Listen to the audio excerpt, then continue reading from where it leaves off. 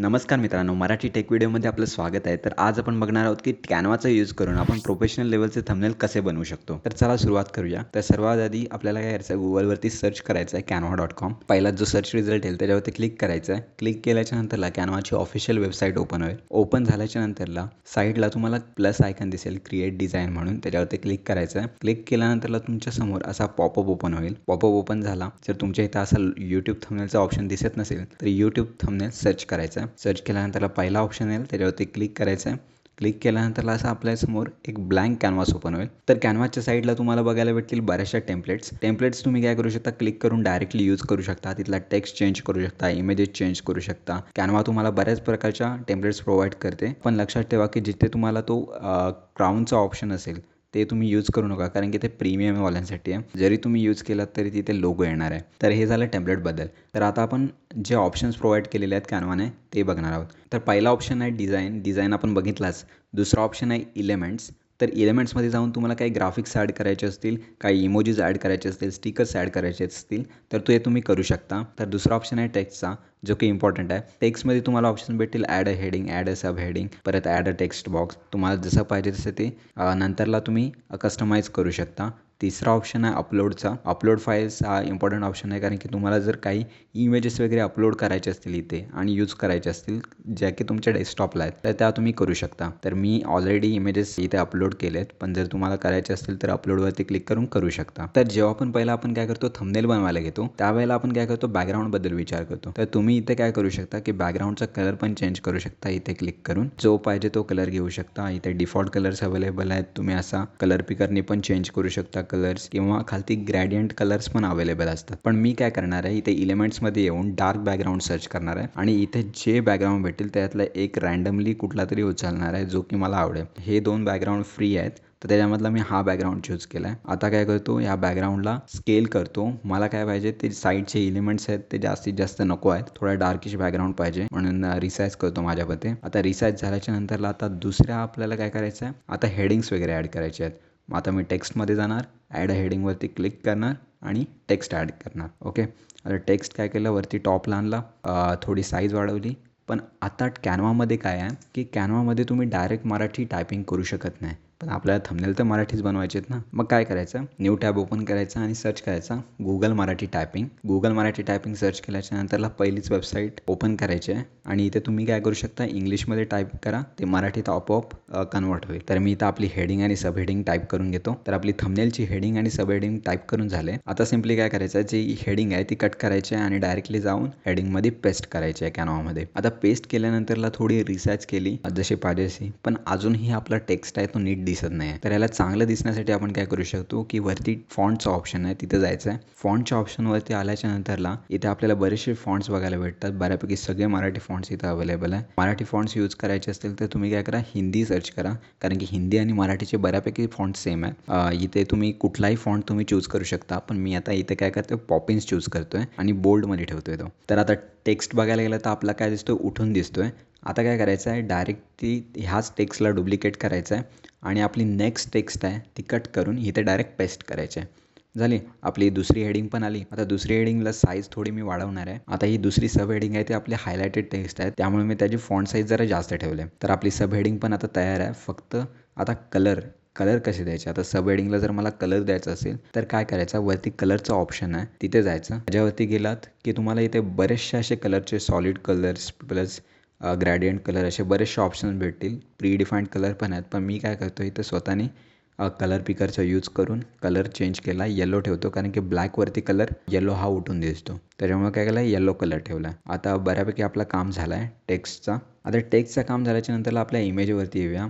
जे आपण images import केलेल्या त्या आता काय करायच्या आहेत, यूज करायच्या आहेत. जी इमेज तुम्हाला यूज करायची आहे त्याच्यावरती क्लिक करायचं आहे, ती डायरेक्टली तुमच्या कॅनव्हासमध्ये येईल. तर आता बाय डिफॉल्ट बघायला गेलं तर तुमची इमेज आहे ती टेक्स्टच्या मागे गेली. जर तुम्हाला असं पाहिजे असेल की इमेज पुढे पाहिजे आणि टेक्स्ट मागे पाहिजे तर तुम्ही पोझिशनच्या ऑप्शनमध्ये जायचं आहे, लेअरमध्ये जायचं आहे आणि जी आपली टेक्स्टची लेअर आहे ती काय करायची, इमेजच्या खाली आणायची आहे. कॅनव्हा काय करतं की लेअरवरती काम करतं. जी लेअर सर्वात वरती असेल ती समोर दिसणार आणि जी लेअर सर्वात खाली असेल ती आपल्याला मागे दिसणार. पण या थंबनेलमध्ये मला तसं नको आहे, मला इमेज मागेच ठेवायची आहे आणि टेक्स्ट पुढे दाखवायचं आहे, त्यामुळे मी तसंच ठेवतो आहे. तर लेअरचं काम तर झालं आहे. लेअरबद्दल तुम्हाला समजलं असेल. पण आता आपली टेक्स्ट बघायला गेले येलोवाली टेक्स्ट ती व्हाईटच्या वरती आहे, त्याच्यामुळे नीट दिसत नाही आहे उठून. तर या टेक्स्टला व्हिजिबल करण्यासाठी काय करायचं आहे की इफेक्ट्समध्ये जायचं आहे. तर इफेक्टमध्ये तुम्हाला बरेचसे इफेक्ट भेटतील. त्यातला आता मी शॅडोवाला इफेक्ट यूज करणार आहे. तर या शॅडो इफेक्टमध्ये तुम्हाला काय करायचं आहे, जी शॅडो द्यायची आहे त्याचा कलर तुम्ही सेट करू शकता. तर मी इथं ब्लॅक सेट करतोय आणि बाय डिफॉल्ट याची ट्रान्सपरन्सी बघायला गेली तर काय असते 40 असते. तर ती मी सेट करतोय फुल. त्याच्यानंतरला थोडा ब्लर ॲडजस्ट करणार आहे आणि डायरेक्शन आणि ऑफसेट ॲडजस्ट करणार आहे. तुम्हाला ज्या प्रकारे टेक्स्टला इफेक्ट द्यायचा आहे त्याप्रमाणे यांना तुम्ही ॲडजस्ट करून तुमचा टेक्स्ट हायलाईट करू शकता. तर आता टेक्स्ट बऱ्यापैकी व्हिजिबल आहे, पण तुम्हाला अजूनही याला व्हिजिबल बनवायचे असेल तर तुम्ही काय करू शकता, एलिमेंटमध्ये जाऊन सर्च करू शकता शॅडो. तर इथं तुम्हाला बऱ्याचशा शॅडो बघायला भेटतील, पण तुम्ही जे फ्री आहेत तेच यूज करा, कारण की कॅनवा फ्री व्हर्जन यूज करतोय आपण. तर ही शॅडो मला चांगली वाटते. रिसाइज केल्यानंतर तुम्ही काय करू शकता, पोझिशनला जाऊन तिला ज्या पोझिशनला तुम्हाला पाहिजे त्या पोझिशनला टाकू शकता, जेणेकरून टेक्स्ट वरती राहील. बाकीचे ऑब्जेक्ट्स आहेत ते शॅडोच्या मागे राहतील. ओके, एवढं झालं. आता आपला टेक्स्ट बऱ्यापैकी व्हिजिबल आहे आणि टेक्स्टचं काम आपला बऱ्यापैकी झालेलं आहे. मेन टेक्स्टचं काम झाल्याच्यानंतर मी काय करणार आहे, ज्या मी इमेजेस अपलोड केल्या आहेत त्याच्यामधली एक इमेजेस आता मी ॲड करतो आहे. ही इमेज ऑडियन्सचं रिटेन्शन ग्रॅब करण्यासाठी मदत करणार आहे. या इमेजला आता रिसाइज करून घेतो. आता रिसाइज करून गेल्याच्यानंतरला प्रॉपरली ती दिसते आपल्याला. तर अजून एक इमेज आहे आपल्याकडे दुसरी, ती पण आता ॲड करूया. तर ही जी इमेज आहे ना तिसरी, ती आपल्याला काय करायचं, आपल्या ऑब्जेक्टच्या मागे ॲड करायची आहे. इमेज आहे ना ती दिसायला एवढी काय खास नाही. मग आपण हिला खास दिसायला बनवण्यासाठी काय करू शकतो की ते इमेजसाठी एडिटचा ऑप्शन असतो, त्याच्यावरती क्लिक करायचं. त्याच्यावरती क्लिक केल्याच्यानंतर तुम्हाला इथं फिल्टर्स वगैरे दिलेले आहेत, ते डायरेक्ट फिल्टर्स पण लावू शकता. पण मी काय करतो, इथं ॲडजस्टचा ऑप्शन आहे त्याच्यावरती जातो आहे. जर तुम्हाला काय टेम्परेचर, टिंट, कॉन्ट्रास्टबद्दल काय एवढं माहिती नसेल तर डायरेक्ट ऑटो ॲडजस्टवरती क्लिक करा. पण मला माहिती आहे त्याच्यामुळे मी काय करतो, थोडा त्याचा कॉन्ट्रास्ट वाढवणार आहे. कॉन्ट्रास्ट वाढवल्यानंतरला खाली कलर करेक्शनसाठी कलर एडिटचा ऑप्शन आहे, त्यात थोडा ह्यू आणि सॅच्युरेशनसोबत खेळून मी ह्या इमेजला चांगला बनवतो आहे. तर थोडा ह्यू आणि सॅच्युरेशन ॲडजस्ट करून मी या इमेजला बऱ्यापैकी नीट दिसण्यासाठी बनवलं आहे. तर आता टास्क आहे की या इमेजला आपल्याला काय करायचं आहे की आपला जो ऑब्जेक्ट आहे मेन त्याच्या मागे टाकायचं आहे. तर ते आपण पोझिशनला जाऊन लेअरला जाऊन खालती ड्रॅग करून त्याला त्याच्या मागे टाकू शकतो. आता बघायचं झालं तर आपला बऱ्यापैकी थंबनेल तयार झाला आहे, पण अजून थोडा आय कॅचीनेस वाढवण्यासाठी आपण काय करू शकतो की इलेमेंटला जाऊन इमोजी सर्च करून आपल्याला कोणती तरी अट्रॅक्टिव्ह इमोजी सर्च करून ॲड करू शकतो. तर मी काय करतो आहे, आता मला इथं रँडमली ही इमोजी चांगली वाटते म्हणून ॲड केली. आता हिला रिसार्च करून एका फिक्स पोझिशनला लावून ठेवतो. हां, इथे चांगली वाटते, चल इथेच असू दे. ठीक आहे. अजून काय करू शकता तुम्ही, तुम्हाला अजून डेकोरेटिव्हनेस करायचं असेल तर काय करू शकता, अजून स्टार वगैरे ॲड करू शकता. तर इथे एक स्टार मी ॲड करतो. तर हा स्टार मला चांगला वाटतो आहे त्यामुळे तो ॲड करतो. आता ह्या स्टारला काय करतो, राईट साईडला प्लेस करतो, साईज थोडी कमी करतो. ओके, आता हा स्टार इथे चांगला वाटतं आहे. बऱ्यापैकी साईज मी छोटी केली आहे त्याची आणि दिसायला पण चांगला वाटतो आहे तो. आता खाली बघू शकता आपल्या डाव्या साईडला खालच्या कोपऱ्यात थोडी गॅप राहते, तर तिथे तुम्ही ब्लॉब वगैरे पण ॲड करू शकता.